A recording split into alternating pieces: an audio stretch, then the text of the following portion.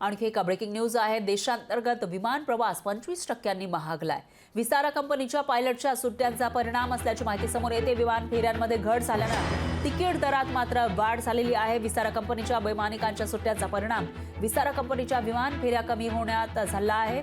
आता ऐन उन्हाळी सुट्ट्यांच्या हंगामामध्ये देशांतर्गत विमान प्रवास म्हणजेच डोमेस्टिक प्रवास हा महागलेला आहे। त्याच्या किमती 20 ते 25% महागल्याचं दिसतंय। विमान तिकिटातील वाढ ही मुंबई ते दिल्ली, बंगळुरू, श्रीनगर या मार्गांवर नोंदवली गेली आहे। तर देशांतर्गत पर्यटन स्थळांच्या विमान प्रवास दरातही किमान 12 ते कमाल 25% वाढ नोंदवली गेली आहे। गेल्या वर्षी मे महिन्यामध्ये इंजिनातील बिघाड आणि कंपनीची आर्थिक स्थिती खालावल्यानं गो फर्स्ट कंपनीची 56 विमानं जमिनीवर स्थिरावली। तर त्याच्या अंतर्गत विमान सेवेतील 56 विमानं एकाच वेळी कमी झाल्यामुळे अन्य विमान कंपन्यांवर वाढत्या प्रवासी संख्येचा ताण आलाय।